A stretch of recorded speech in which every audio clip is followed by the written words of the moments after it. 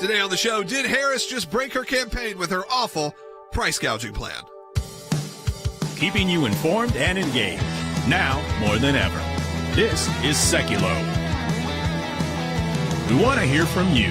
Share and post your comments or call 1-800-684-3110. And now your host, Logan Sekulow. Welcome to Sekulow. This is Logan Sekulow. Will Haynes joining me in studio as well. We got a packed show. CC Hiles joining us. Harry Hutchinson's joining us. Jeff Balaban from ACLJ Jerusalem. It's going to be slammed. We're also going to take your phone calls at 1-800-684-3110. Hope you're having a good Monday so far. We are opening up the show to talk about, I'm sure you maybe saw if you're involved in sort of the political internet, a lot of the conversations that were occurring about Harris's plan to stop price gouging of groceries, and mainly the fact that the pushback has been pretty aggressive. And, of course, this comes from clips. Here's like a little bit of a super cut of some of the things she's been saying on the campaign trail.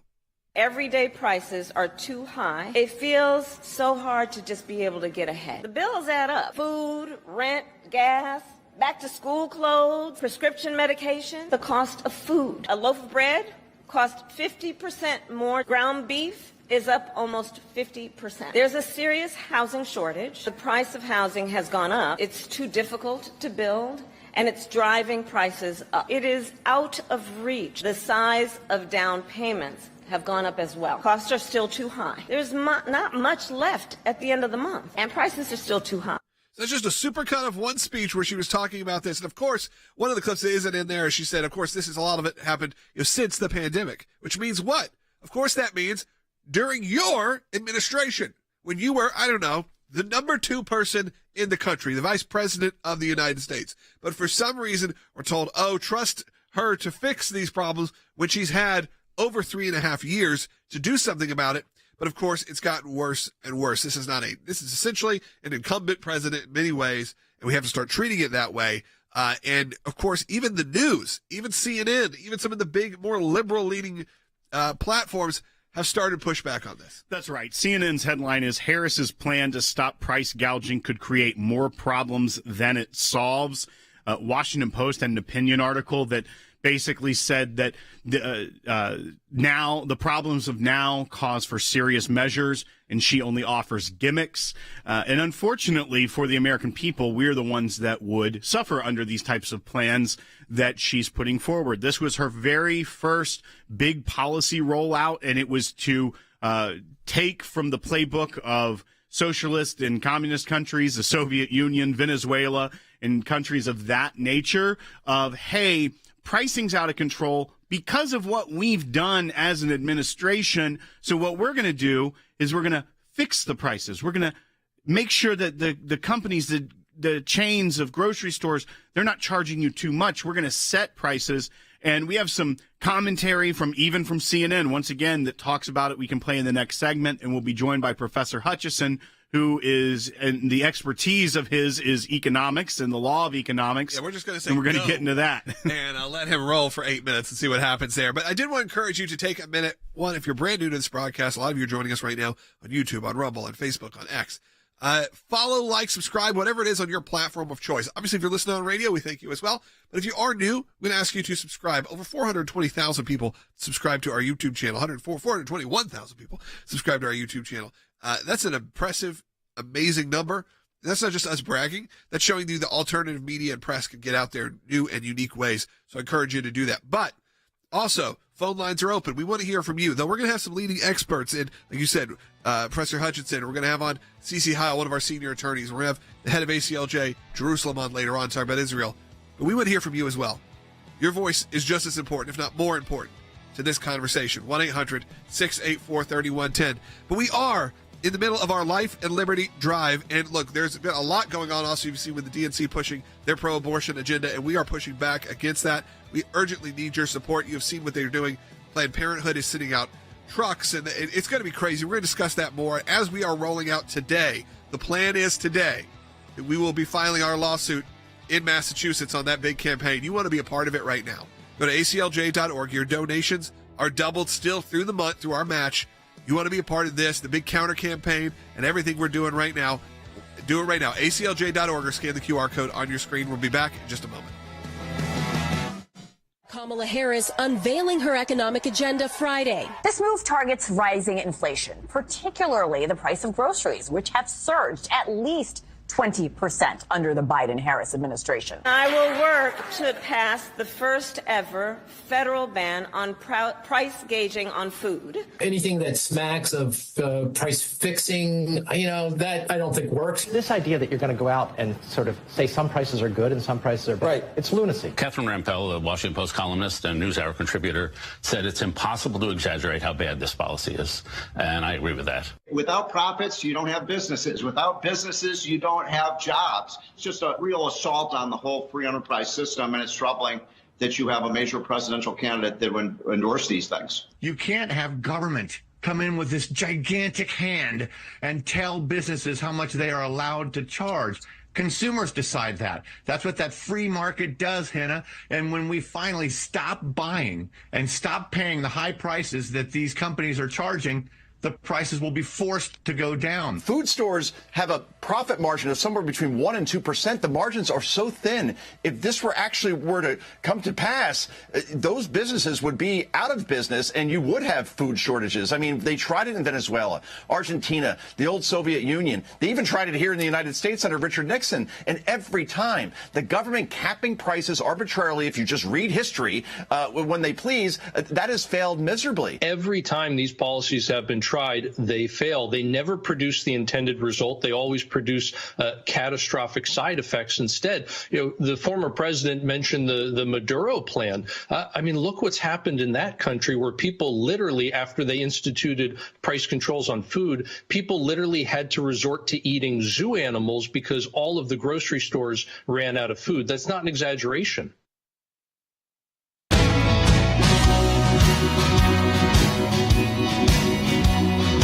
Welcome back to Sekulow. We are taking your calls at 1-800-684-3110. Professor Hutchinson just sat down in studio, but I wanted to take a minute here because we didn't really have a lot of time into that last segment to tell you about the Life and Liberty Drive and what we're doing today. Because if you are involved in the pro-life cause, like I know a lot of you are, and you may have seen some information over the weekend that was disheartening, but our ACLJ team has been working over the weekend to file today, and our plan is to file today a lawsuit in our big Massachusetts campaign. You've heard about this. When I was walking around Boston, all of a sudden I saw all of these billboards from the state, from the government, saying avoid anti-abortion centers. And then you go, and it's essentially a smear campaign against pro-life pregnancy resource center that provide food, provide clothes, provide ultrasounds, a lot of different care that these pro-life pregnancy centers do offer. And of course, they don't want you to get an abortion. That's part of their thing. They are pregnancy resource centers. But the state has decided to make them the enemy. And we are taking it to the state in two-pronged ways. We are going, number one, with a lawsuit. We are going to court. And that could happen as soon as today. That will likely happen today. And then also, we're going to do a massive counter campaign. And how massive that is based on your response. So I encourage you right now, as we are filing a lawsuit today and we are launching this huge counter campaign, your ACLJ is battling each and every one of these cases that requires all the resources we can. It's a political year. Also, we're talking about inflation. We're talking about things. I know it's tough, but we need the resources to continue and expand these legal battles as the pro-abortion campaigns are coming for your state if we don't win this in Massachusetts. They have already said Massachusetts is the first place, and then they're going to be rolling this out around the country. So right now, we are getting really involved on a local level that has national consequences. So I encourage you, if you're watching right now, you can scan that QR code or go to aclj.org or aclj.org/mass deception, like Massachusetts, mass deception, to find out more about this campaign specifically. I encourage you to do that. Pray about it, think about it, and give if you can. We are having some big days right now, but we need to continue on because we have the best of the best. And that's why we brought in Harry Hutchinson to talk about this, Will, because to pivot off of our Life and Liberty Drive, that's my fundraising pitch for a second. I do want to talk about what is going on in the Harris campaign as they are saying, hey, trust us. We're going to get your cost of fuel down. We're going to get the cost of groceries down. We're going to stop price gouging. We're going to do all of these things. That's right. And Professor Hutchinson, for months they told us, Bidenomics worked. Everything is great. The economy is the best in the world. But then at the same time, Kamala Harris had to give a economic policy speech as the very first thing she rolled out policy-wise for her campaign. So those two things don't square right away of if everything's great, why do you need to unveil new policy? But What was your take? And you're a professor of law and economics. Your expertise, I know we bring you on about many topics regarding the law, but when the economy starts to be the topic of conversation, we know we got to go to Professor Hutchison. What was your take when you heard the speech and you're sitting there and like, really? Your top line issue is going to be price fixing and stopping, quote, price gouging or gauging, as she said? What was your takeaway when you thought this is what her big rollout is? Well, first, I thought about Javier Milei. Who is Javier Milei? The president of Argentina. And he has said if printing money would end poverty, printing diplomas would end stupidity. Milei's comments explains why prices are simply too high in the United States and why Kamala Harris's economic policies are indeed unworkable and will backfire. So the Biden administration, if you really look at their claims, they falsely claimed that the inflation rate, for instance, was 9% when Biden took office.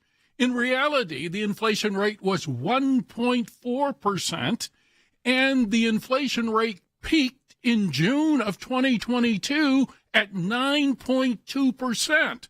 Kamala Harris, for instance, notes that the cost of a loaf of bread is now up 50%, that ground beef is up 50%, overall food prices are up 20%. So she doesn't seem to understand reality, and she doesn't understand who causes inflation. It's government policy and the Federal Reserve's willingness to print money. So if we take government out of the equation, guess what? Prices are likely to remain flat. That's number one. And then number two, if we return to Trump economic policies, including energy independence, guess what? Prices are likely to fall. So one of the things that we should keep in mind is that Kamala Harris doesn't understand that her policies would actually worsen things. As a commentator recently pointed out, if you look at Venezuela, if you look at Cuba, if you look at the Soviet Union, what has happened? We've had shortages, and in Venezuela, people have been reduced to eating zoo animals. So I think her policies are a huge mistake, and most left-wing commentators basically understand that. She does not. Yeah, it doesn't seem that way. Well, I was going to ask you because she has been avoiding the press, as we know, but she gave this big speech, and a reporter was able to ask a question as she was boarding her bus, her campaign bus. And it's a little bit longer, but I think to do it justice and to get your response, Professor Hutchison, some of the other aspects, there were some child tax credits that she had thrown in there, a cap on or a rebate if you have a down payment on your first home. So let's go ahead and play bite 3, and then I want to get Professor Hutchison's take on it. You unveiled your economic policies last week. Yeah. Can you explain how you're going to pay for those? And can you give us a sense of what other policies you want to unveil going forward? Sure. Well, I mean, you just look at it in terms of what we are talking about, for example, around children and the child tax credit and extending the EITC. It's at $6,000 for the first year of a child's life. The return on that investment in terms of what that will do and what it will pay for will be tremendous. We've seen it when we did it in the first year of our administration. We reduced child poverty by over 50%. So that's a lot of the work. And then what we're doing in terms of the tax credits, we know that there's a great return on that investment. When we increase home ownership in America, what that means in terms of increasing the tax base, not to mention property tax base, what that does to fund schools, again, return on investment. I think it's a mistake for any person who talks about public policy to not critically evaluate how you measure the return on investment. When you are strengthening neighborhoods, strengthening communities, and in particular the economy of those communities, and investing in a broad-based economy, everybody benefits, and it pays for itself. When she's talking about these tax credits or these programs, one, to get passed in Congress, it has to be told how it's going to be funded, how it's going to cost other parts of the economy when you start to put these in place. She has no answer for that, instead says, look to the future, it's going to be great. What are your thoughts? Well, I think she's living in dreamland, and basically she spent too much time in Hollywood. So, for instance, if you focus simply on child credits, if we look at child credits, they cost the Treasury money or funds. And so what she is basically attempting to do is to drive up inflationary spending. So we should expect inflation to rise in the short run. We should then expect the Federal Reserve to do what? To raise interest rates, basically crushing home ownership. Simultaneously, she's talking about giving a $25,000 credit to new home buyers. Again, that's inflationary. So she doesn't understand that her policy initiatives will actually drive up the inflationary rate in the United States. And guess what? Under the Biden-Harris administration, not only have they driven up inflation, approaching almost 10%, they have driven down employment of native-born Americans. And so the Biden-Harris regime has basically opened the borders to illegal and legal immigrants, and the employment rate for native-born Americans has actually fallen during the Biden-Harris administration. So at the end of the day, one of the things that we should note about the Kamala Harris economic plan is everything she proposes will backfire. Yeah, and it's a mistake. Yeah, absolutely. I appreciate you breaking that down. We have a lot of comments. People are just curious because a lot of people don't even understand the very basics. And look, I'm not going to say I know everything about it, of just how inflation works, why the prices go up, why they go down, who's in control of that. So I really did hopefully give people a good baseline. If you want to go back, I encourage you to send that to your friends. Give them an understanding of why you're deciding to even vote the way you're going to vote or who you're going to vote for. You're going to vote for Harris. Maybe you see that commentary, you go, okay, that's what I'm looking for. I will have to say, as I watch the comments, nothing really latched on to people as much as you saying that we may have to eat zoo animals. That has been a conversation starter of what animal would you go to. One person went after the koalas, and that turned a lot of people were very upset about that. It's a weird choice. Yeah, some people said silverback gorilla, which I got offended, but there's a lot of people having that discussion right now. So you know what?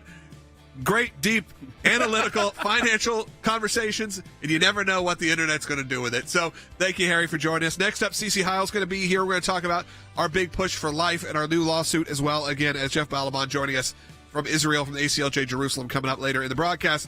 But again, I want to encourage you to support the work of the ACLJ, which also supports this broadcast. If you like this show, if you're one of the thousands and thousands that watch us each and every day, throw a little bit of money behind it to make sure we stay on the air. We are not advertiser supported. We are supported by you, the individual. Go to aclj.org right now. The state of Massachusetts is taking on pro-life pregnancy resource centers. I would be shocked if I'd walked around. So I was in Boston on a trip, me and my wife, which we love the city. It was amazing. We love the people there. And we're walking around Boston right outside of our hotel, and I noticed there is it would be like on an electric meter or something. There was a billboard, public space, that wasn't hey, check out even Planned Parenthood. It was big letters, avoid anti-abortion centers, using those words, avoid anti-abortion centers. And I was like, that is crazy. And as we walked more, I saw them again, and I saw them again. And I looked in the corner of it, and I realized, oh, this isn't Planned Parenthood running these ads. This isn't a big pro-choice campaign running these ads. This is the state of Massachusetts running ads against what they call anti-abortion centers. Of course, we call pro-life pregnancy resource centers. I can't believe that this is real, that they are running this campaign, and they have this really in-depth website, not just saying, we think you should go to Planned Parenthood or pro-choice pregnancy centers, I guess if you will, but specifically saying, we want to shut down, essentially, what they're called anti-abortion centers. The legal side is coming. And the legal side, of course, is coming very soon. And we'll announce that probably this week or early next week, exactly who we're representing, exactly what we're filing against and filing for, and what we're seeking in that. But there's also the public side of this, which is, okay, this is, again, talking about mis and disinformation. We can fight back, though, right? I mean, we can respond. These are just advertisements. Every donation to the ACLJ, your support is doubled at aclj.org. And while we are launching the multi-pronged legal effort like we do, and we're going to do that, we've got the resources ready to go there, we want to do something different here and kind of take it to the next level to assist the pro-life pregnancy centers in getting their message out in Massachusetts. Create a counter campaign. And wherever we see this.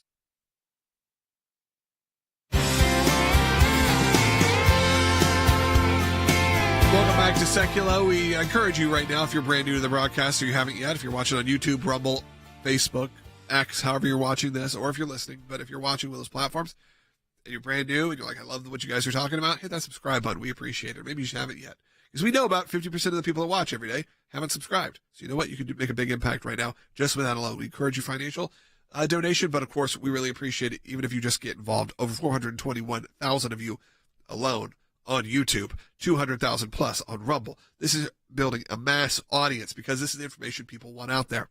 And I want to tell you about some of our legal work right now. You heard about it earlier in the broadcast. I talked about our campaign that we are planning to roll out in Massachusetts. Well, that's all really launching today. And it's today is the plan to take this to court. Cece Hiles joining us, senior counsel here at the ACLJ. Cece, why don't you lead us through this? Sure. So what we're talking about is an actual campaign that Massachusetts, the government itself, launched against pregnancy resource centers. And those used to be called crisis pregnancy centers. Those are the centers that support women when they're making a determination about keeping their child. And they actually give them options, not just abortion. That's not the only option. There are options that they can provide, and they can provide assistance even after the women have their babies. So Massachusetts launched this incredibly huge campaign that targets the crisis pregnancy centers and actually accuses them of being a public health threat and carrying out false and misleading advertisement. And not only that,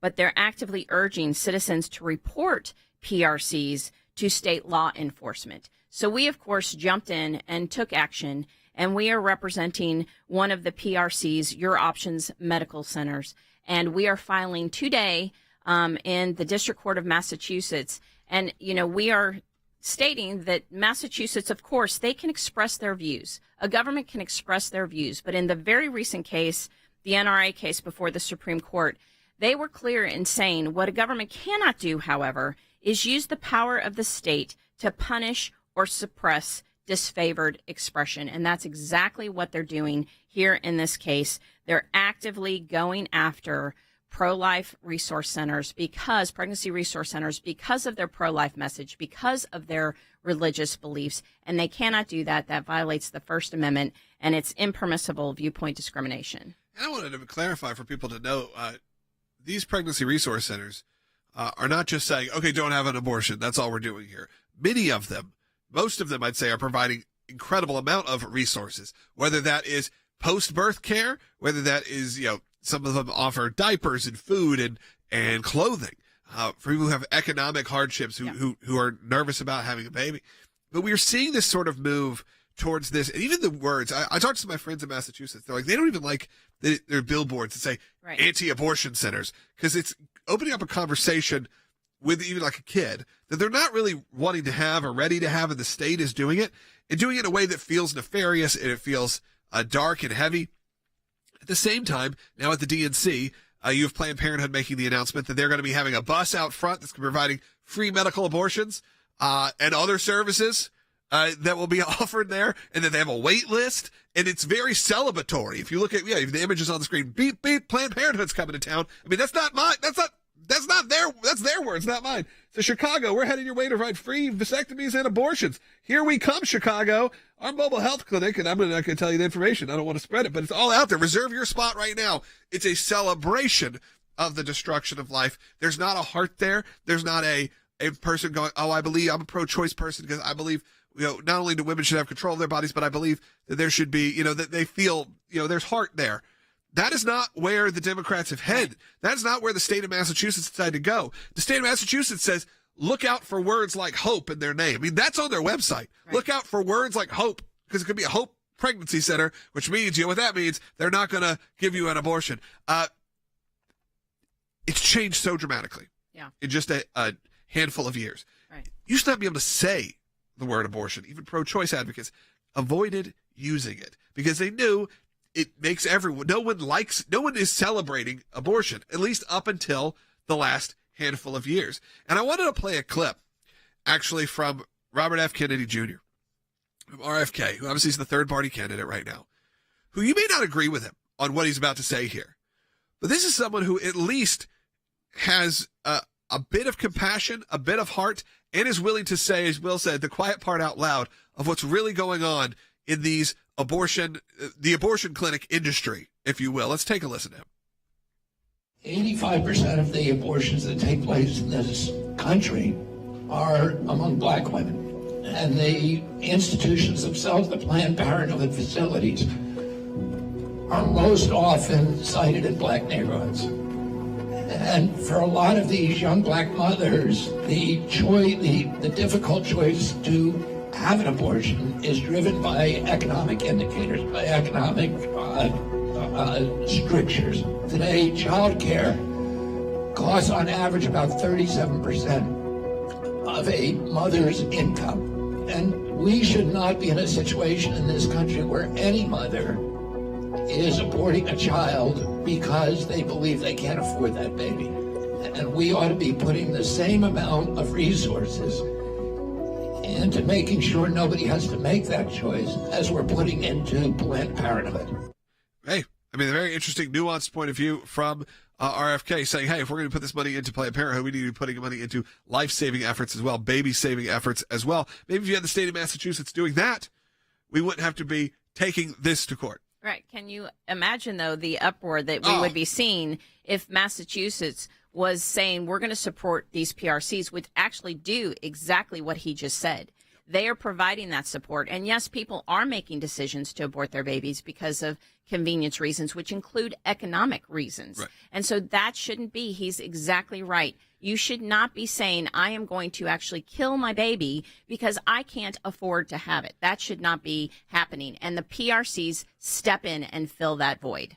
Well, and you also think of how many billions of dollars the United States government has given to Planned Parenthood over the past decades. It's billions of dollars that they have funded this organization, and Planned Parenthood uses fun accounting and money gimmicks and fungibility of money to say it's not directly providing for abortion services, it's paying for everything else. But in reality, they're freeing up their funds to be able to provide abortions. And when you see something like what RFK is saying, if you're an America First person, you should be wanting to care for Americans in the inner city or in different places that they feel like that's their only option. And that's why PRCs are such a benefit and great ministry that they provide to mothers who find themselves in a situation where they may be terrified of what the future looks like. Instead, the government goes after them. And today's Democrat Party that is celebrating abortion at their convention takes it so lightly and celebratory. Yeah, that's right. That's why we're going to court today. And look, some of you lose us here at the half hour. If you don't, great. Join us. I got a whole other half hour coming up. Great content. Great people are joining us. But if you do lose us here, if you're listening on terrestrial radio or however it is, maybe you just got to go. I encourage you right now. You heard from Cece. That is the legal work that we're doing. The legal work's been going, but we are filing today. That's happening right now. People are working around the clock to get this done. Then we're taking this massive counter campaign to Massachusetts. If Massachusetts goes well, beyond. So, put your money where your mouth is. If this is something that's really important to you as it is to us, go to ACLJ.org right now. All donations are doubled here during this Life and Liberty Drive for the month of August. The campaigns are coming for your state. If you think this is disgusting, it's coming for your state. But your ACLJ, we're battling each and every one of these issues in court and in the media. Be a part of it right now. ACLJ.org. We'll be right back. Last summer, we launched our first ever ACLJ Life and Liberty Drive. We never could have imagined how much you, our ACLJ members and ACLJ champions, would exceed our expectations, and we can't thank you enough. We'd love to tell you that 1 year later, threats to life and liberty are no more. Sadly, the radical left is relentlessly doing everything it can to destroy the very foundations of this great nation: life, religious liberty, and the Constitution. The good news is your ACLJ team has not slowed down. We continue to fight in courtrooms across the country, including the Supreme Court, to defend your freedoms and to save innocent babies. And we're proud to announce the return of the ACLJ Life and Liberty Drive. Right now, your tax-deductible gift will be doubled, dollar for dollar, doubling your impact to defend your freedoms and help save innocent lives. Go to aclj.org right now and join us in this fight. Keeping you informed and engaged, now more than ever. This is Sekulow. And now your host, Logan Sekulow. Welcome back to Sekulow. If you're just joining us right now, we got a big topic to discuss, which is obviously the inflation campaign promises, the price gouging campaign promises coming from the Harris administration, if you will, which is what I'm essentially calling the presidential administration right now. They should be taking credit for what's actually happening. Instead of giving some sort of future cast of when I'm president, I'll be able to, day one, stop your groceries from being expensive, stop your fast food from being expensive. But no, she's not taking responsibility as the vice president, coming up with new ways to spin it and act like you're a brand new person on the campaign trail. And a lot of calls have come in about this at 1-800-684-3110. We'll be taking your calls in this segment and in the last segment. Kent is calling in Texas on line 1. He's watching on ACLJ.org. You're up. Hi, yes. Can you hear me? I can hear you. Oh, good. Okay. Well, with all the controversy about how Kamala became the candidate, I'm thinking that surely the people who founded our system of government realized that it was possible for a candidate to die or become incapacitated between the nomination and the election. And there must be some standard procedure or rules for what they do in that case. And I'm wondering what those rules are, and did the Democratic Party follow them, or did they just decide to go their own way? Sure, Kent, we can discuss that. Obviously, the decision to pick Harris was due to some of those sticky situations that could have come out of moving someone else into that slot. So we knew that it really had to be Harris, just due to the campaign, the finances, and all of that. But, Will, it's not necessarily standard operating procedure. That's right. So, I mean, there are many third parties that don't have any sort of votes cast to have their nominee. The parties nominate their own candidate based off their own rules. The two largest, the Republicans and Democrats, have primaries and caucuses, but even the rules between how they pick their candidate and how the delegates are allocated are different for the two parties. But I will say one thing that the Founding Fathers did warn of was a great two-party system. John Adams said a division of the republic into two great parties is to be dreaded as the great political evil. So while they don't limit how the parties nominate, they were concerned that America would end up as two basically monolithic parties that can't, you're only picking one or the other, and they're the ones that rule the day. And it's hard to believe of a time when it won't be that way. I mean, Right. You have independent candidates pop up, and they rarely poll over 10%. And you have that with Kennedy right now. They could disrupt, but they can't win. I mean, as much as I would love to see an independent win, not necessarily this time around, but in general, just to shake things up, I just simply don't see it happening. The monsters are too big in the Republican and the Democrat Party. Let's go ahead and take one more call, at least in this segment. Stay on hold, though, if you're on hold. Let's go to Justin, who's calling in California, watching on YouTube. You can give us a call at 1-800-684-3110. Justin, you're up. Hey, thanks for taking my call. I'm worried that Trump's going to cost himself the election here. Continues on with the personal attack on Kamala. Honestly, I think all he has to do is stick to policy, which he has every single line, and highlight the left position of government. What do you think about that? Hey, yeah, Justin, look, we've been saying that for, since President Trump decided to run again, and even last time. And I honestly, I'm a little too blue in the face of it. We've said it too many times. It's just simply not going to happen. As much as I agree with you that she has a policy record that is extreme, that should be easy to dismantle, that is not the way President Trump rolls. And the more people that tell him not to roll that way, he's going to go the opposite. I don't want to be that person who goes on here and goes, do I agree with you? Yeah, I do agree. I don't necessarily agree with you that he's going to cost us of the election. But I do agree there's enough in policy to where he should be able to win just on that. But they decide, there's a lot of people who are very smart who decided, they like the name calling. They like the belittling. They like the, some of the pushing that I'm really not a fan of in either side. I just think it's disgusting somewhat sometimes. It is what it is. Sadly, it's the world we live in. And you know what? It's been the world we've lived in forever. Go look up a lot of presidents that have had this. There were times where this was happening when it was all done in the press that you didn't get delivered for weeks on end, and they were going after each other, calling each other names. Founding fathers were doing it too. I don't love it, but sadly, it's the world we live in. But is it the world that I want my kids listening to the news on? No, it isn't. But that's where we're at. Give us a call at 1-800-684-3110. Jeff Balabon from ACLJ Jerusalem joining us next.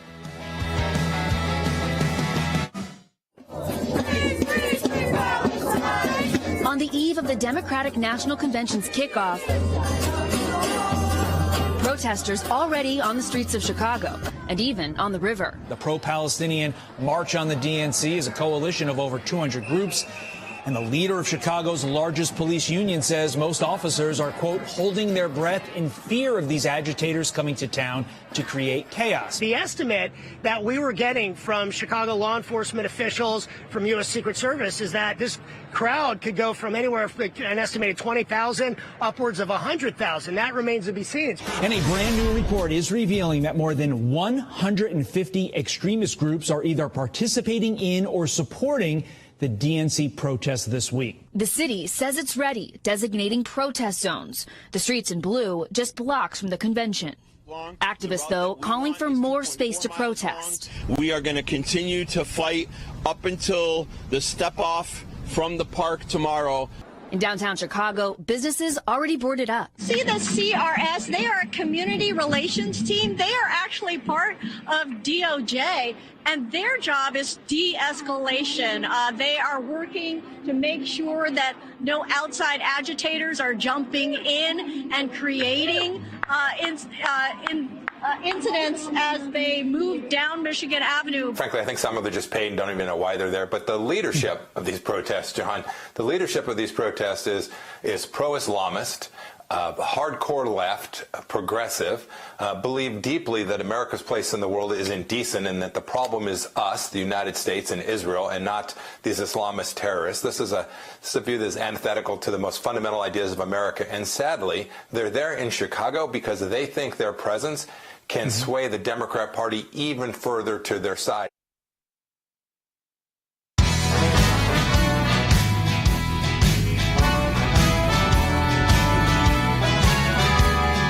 Welcome back to Sekulow. We're going to see wall-to-wall coverage of the Democrat National Convention happening this week, as well as the return to students to the university level. So we know there's a lot going on, and maybe that big issue. This is coming from the New York Times, by the way. The headline is Democrat Unity Convention has one giant exception, the Gaza war.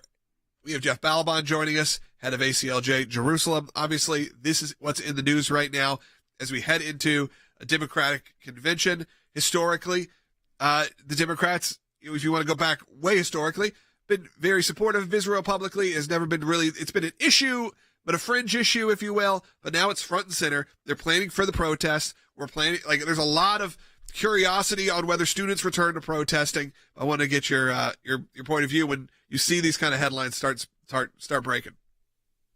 Well, first of all, people need to recognize that the New York Times has been very anti-Israel for decades, and indeed, many say is openly anti-Semitic, going back to its refusal to cover the Holocaust, honestly. So the New York Times, as a paper of record, tends to spin things in a way that's very hostile, not just to Jews, but to the truth, to Israel, and to America. This article, for example, that you raised, Logan, it is fascinating that they point out that there seems to be unity, that's what they want to call it, across issues except for this issue. They're pretending it's a Muslim versus Jewish issue when it's not. It is a death to America versus America issue, in which also there are people who support death to Israel. And they don't particularly care for people who aren't Jewish. So they're trying to say this is a niche issue, and the Democrats are appealing to these two groups.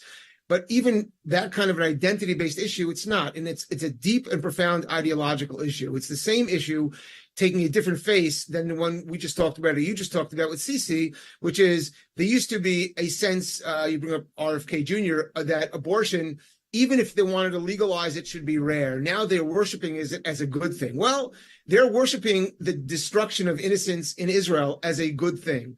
They're bringing up, for example, Keith Ellison, who was going to be the head of the DNC until it was determined a few years back that he was too radical on these issues. He's a former, very public, vocal supporter of the Nation of Islam and Louis Farrakhan. They're bringing him up to be a speaker to appease that left-wing crazy radicalism that they have given leave to in the party to become not just normalized and embraced, but celebrated. And it's taken over the party in every respect, from the death of innocent children in America to the death of innocent children in Israel. And Jeff, that's something I wanted to tag on to, is that you mentioned both the abortion issue and the issue of Israel. And it's something you and I have had offline conversations about. It's something we've talked about here as well, is that when they say they're anti-Israel and against, and they're anti-Semitic, or if they are celebrating abortion, it's a much deeper rot even than just racism or saying that they support a woman's right to choose. At the end of the day, it boils down to their hatred and disgust for the Judeo-Christian principles that our country was founded upon and the state of Israel was founded upon. And so when they, as you've brought up, if you think that their hatred of Israel will stop at Israel, it won't. It's why you see the great Satan is the United States when it's coming from Iran. But you're seeing that rot within the Democrat Party, and it's going to be on full display this week in Chicago. 100%, William. Look, in Israel, Israelis look at what's happening in America in some set of just disbelief, which is, first of all, because the media is so dominated by these messages, because the administration and the Democrat campaign is so dominated by these messages. Israel see themselves as being really sort of the border, standing at the border, manning the wall that's protecting Western civilization. Now, they're fighting a war to defend their own lives, but also they're fighting a war, and by the way, and not just Jewish lives. 20% of Israelis are Arabs. Most of those Arabs are Muslims. Many are Christians. And they're also fighting in the army against this just wave. I mean, they call themselves a flood on October 7th. This wave, this tsunami of death, of the love of death, and they say this about themselves: we love death more than you love life, is what the enemies of Israel say, but also what the enemies of America say. Yes, this is one fight, and whether it's ACLJ Jerusalem or it's ACLJ in Washington or anywhere else around the globe, that's the fight that we're fighting. It's one fight everywhere on earth. Well, speaking of fights, there is that conversation happening right now, whether these protests that are taking place right now, probably in the protest zones, or maybe they're going to be springing back up at universities, if they make their way to the floor of the DNC, as we've seen this split. Do you foresee that happening? Do you see people taking a stance so radically that they're willing to use their point of power to make a statement here? Yeah, there's two concepts that come into play that are spoken of often in politics. One is the Overton window, which is sort of along the spectrum of ideas. Some are considered too crazy, some are considered normal.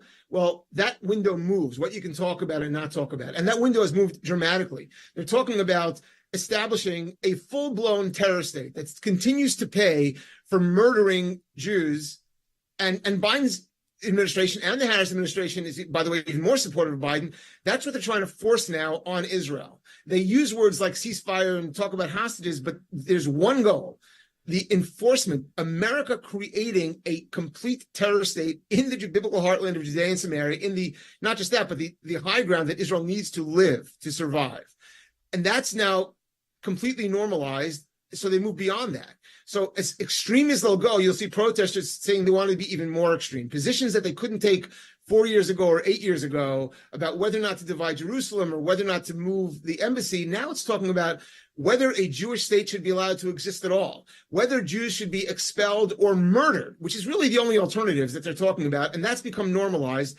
And the people they have speaking believe in that. And the people protesting, they want a complete Jewish genocide. That's what they want. That's when they say, and there are all these interviews, street interviews, they're very happy with that idea. They think the Jews, they don't hate Israel because of policy or because of what Israel has done. They hate Israel because it is an avatar for Jews, and they just want Jews gone because Jews represent the beginning and continuum of the Judeo-Christian civilization that they want to destroy. And Jeff, just to bring it back to that New York Times piece once again, is that the things that the media allows the Democrat Party to get away with are because of that double standard within U.S. media and really global media. Especially if you look at an organization like Reuters that is horribly anti-Semitic and has been for generations.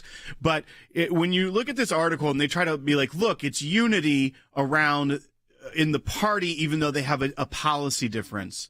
They're trying to make this a policy difference when you're talking about genocide and anti-Semitism.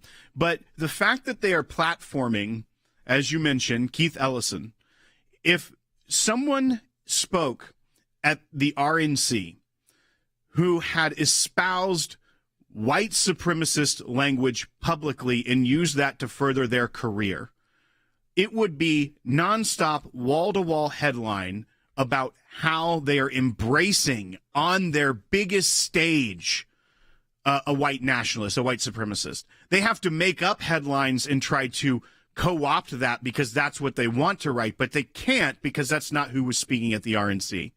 They have a real anti-Semite, someone who sides with the cause of genocide and the destruction of Israel speaking, and they're trying to say, look, they can have policy disagreements and still be unified. I think people need to let that sink in. Right, exactly. So the bloodless, the famous phrase, the banality of evil. And we want to see the movie version or the poetic version of evil where someone who looks satanic, but that's not the way it works. They look like bureaucrats and they speak nice, flowery language about wanting peace and ceasefire and return of the hostages, but that's not what they actually mean. And if you look at their platform, not even the most recent one, but it's just getting worse. They've said they want to criminalize literally the existence of Jews. Just a Jew living in Jerusalem should be a crime. The Biden administration is already sanctioning Jews for living in areas. There's no other faith, there's no other ethnicity, nation in the world that this would be allowed by the Democrats. But when it comes to Jews, there are places in the world where they want to sanction you criminally for living there. And those places have to be called Judea and Jerusalem. So yes, what passed for normal, and by the way, they have these groups they call pro-Israel groups. Every one of the groups the New York Times mentions is a profoundly anti-Israel group. Their policies are anti-Israel directly. They're groups of Democrat operatives that are being paid to pretend they're pro-Israel. That's what this is. There is nothing pro-Israel on the agenda. It is all 100% anti-Israel. The question is how fiercely they want to say it, how openly they want to say it.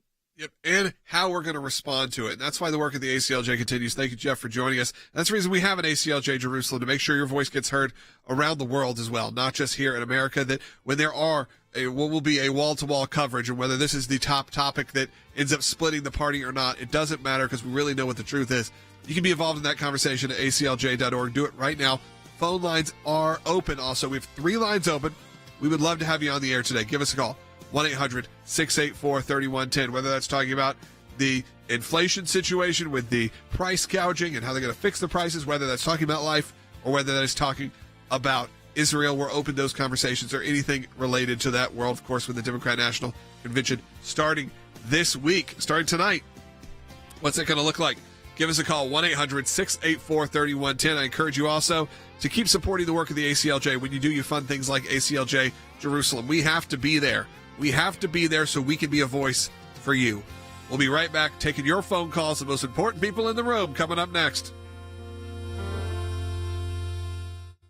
Kamala Harris unveiling her economic agenda Friday. This move targets rising inflation, particularly the price of groceries, which have surged at least 20% under the Biden-Harris administration. I will work to pass the first ever federal ban on price gauging on food. Anything that smacks of price fixing, that I don't think works. This idea that you're going to go out and sort of say some prices are good and some prices are bad, right. It's lunacy. Catherine Rampell, the Washington Post columnist and NewsHour contributor, said it's impossible to exaggerate how bad this policy is, and I agree with that. Without profits, you don't have businesses. Without businesses, you don't have jobs. It's just a real assault on the whole free enterprise system, and it's troubling that you have a major presidential candidate that would endorse these things. You can't have government come in with this gigantic hand and tell businesses how much they are allowed to charge.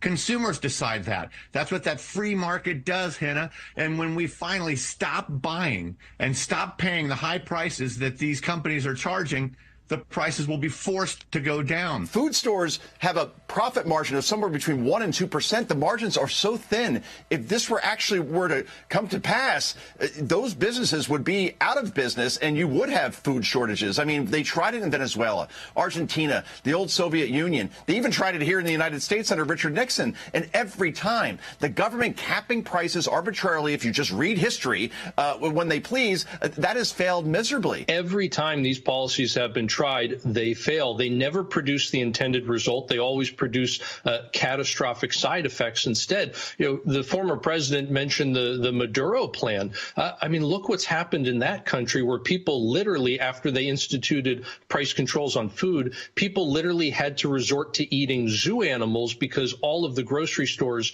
ran out of food. That's not an exaggeration.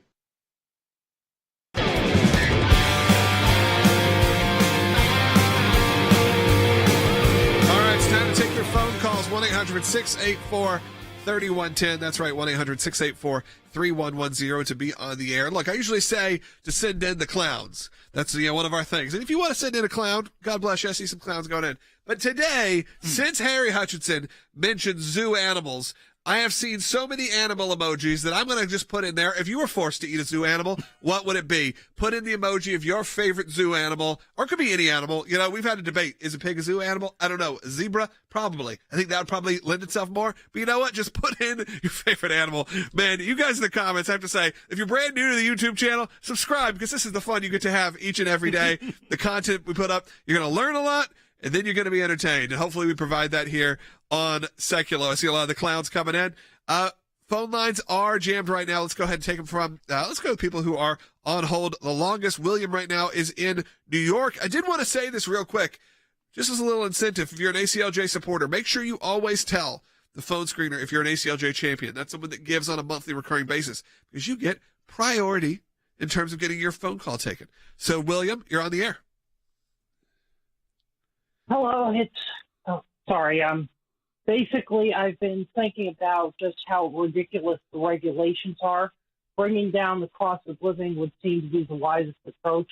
And there are a lot of cheaper alternatives, but the Democrats just want to regulate the heck out of everything. That's right. And as William's referencing, that a lot of the regulations that go into building has also driven up the price of housing, as well as the material cost. I mean, you saw how much lumber skyrocketed, especially after the pandemic, when Kamala Harris and Joe Biden were in office. But now, as they're trying to say that they're going to lower housing cost and try to bring down that number, she's also introducing plans like specific $25,000 credits and tax credits that would go for these new home buyers, which whenever you start having these mandated government things, what it ends up doing is raising the price by $25,000. So you're in effect hurting the economy, hurting the price of housing, which is out of control. Yeah. It is absolutely ridiculous how much it costs to live in the United States at this point, but they're going to harm it more than help it if they're able to get these policies through. Yeah, absolutely. Thank you so much for calling in. I'm going to say two things. One, I love all the animals that are coming in. I know you threw my train of thought off there. I apologize to some. We lost about 500 viewers when I said that. I think I disgusted about 500 people when I said this. But I do also love that our moderators got involved. The official ACLJ is putting a stand on what they would like to eat, which I think is a bit it's a bit too much. A lot of people are saying elephant because, it could. First of all, our moderators put a cow, which is once again, that's a farm animal, not a zoo animal. I think there's I don't see a cow. A cow first. Yeah, cow first. And then a cookie at the end, it looks like. All right, let's continue on. Back to maybe a little more serious business. Cherie is calling in California. Cherie, thanks for listening. You're on the air. Yes, hi. I would just like to say that, Kamala Harris, to me, is doing the best that she can with the hand that she's been dealt with. I'm a Kamala Harris person. I'm going to vote for her. I'm not voting for Donald Trump. I don't know about the lies and the disrespect, and I don't think a president should act the way that he acts. And about the Israel thing, I'm free Palestine. I'm totally against all the bombing that's going on in Israel because they're killing innocent people, including children. Sure, look, I mean, no one wants to see innocent people die. We should take that off the table. But I do want to say something. Thank you for listening and staying on hold for a half an hour. You have just been educated and informed on issues that you may not agree with. It sounds like you don't agree with anything that we stand for here. And you know what? I am not being pejorative. I'm being serious. Thank you for listening. Thank you for being part of this conversation. And for being polite on the phone. Being polite. I'd love to see more comments like that where people say, I don't agree with these guys. But I at least have my thoughts. Look, Kamala Harris has been put in a very interesting situation. There's a reason she's avoiding press conferences. There's a reason she's avoiding any kind of interviews or statements, really, in a broad scheme. It's because she's been thrown into a loop, into a weird spot where they aren't sure how to handle it. And you know what? If you want to say she's done the best she can do, that may be very true. And if that's your point of view, that's totally fine with me. And what I would push back with on that is that the best that she can do with the hand that's been dealt her is an admission that Bidenomics has not been great, but doubling down with price fixing and price controls from the government historically is a disaster. So that is not the way to move forward. The most liberal papers in the country, Washington Post, CNN, are all saying that. So I did see who someone put the Washington Post, which obviously is owned by Bezos, who also, I believe, owns Whole Foods or one of those. Yeah. It's like, well, yeah, no wonder he doesn't want you to cap food. The man owns grocery stores and the most expensive grocery stores. They're like, no, we can't be doing this. Where are we going to get our wasabi peas? Let's go continue on. Lynn's calling from Nevada on line 2. You're on the air. Oh, yeah. Hi. I wanted to talk about President Trump's character. He was a man who built in construction for a lot of his career. He was around and on the site around a lot of rough people in construction.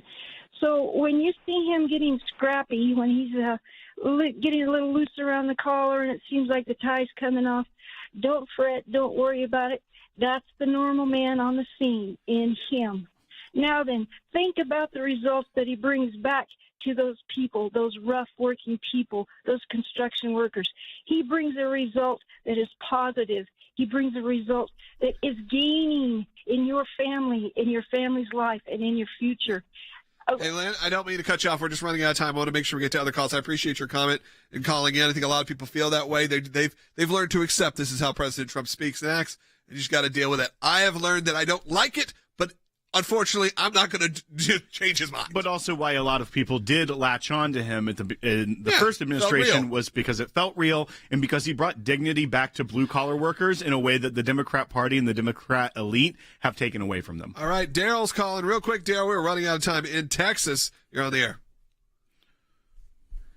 Daryl, you there? Unfortunately, we have no Daryl, which means we are out of phone calls for the day. Thank you for all that called in. I want to take this minute and a half before we wrap up to tell you this is a moment. Put the farm animals aside. Put all the silliness aside that we've been talking about. That's farm zoo animals. We got incredibly important work happening here at the ACLJ. I know we can have some fun on this broadcast, and part of what we do here is that.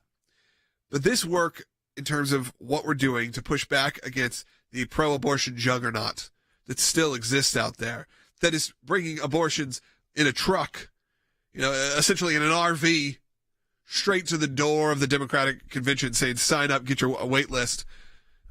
We're fighting against an unprecedented evil here, everybody. I mean, it's just true. These aren't people who are supporting a woman's right to choose or want to encourage all options. These are people celebrating the taking of a human life, and we're going to stand up against it. And that happens in a couple different ways. All in general. We're fighting for life in all 50 states all the time. So support the work of the ACLJ by going to aclj.org. We have this specific campaign in Massachusetts, and I don't want you to think because it's Massachusetts it doesn't affect you. Because they have already said they're coming for your states. That this is just state one to try to shut down pro-life pregnancy resource centers. These are centers that provide milk, that provide formula, that provide clothing, diapers, all of these essential needs to mothers who need it. And even care for fathers who need it. And they're trying to shut them down because it doesn't go with their point of view. Because they may use a word like hope. They may tell people even about Jesus. Who knows? We encourage you right now. Your donations are doubled through the rest of the month. Stop this mass deception. Go to aclj.org right now.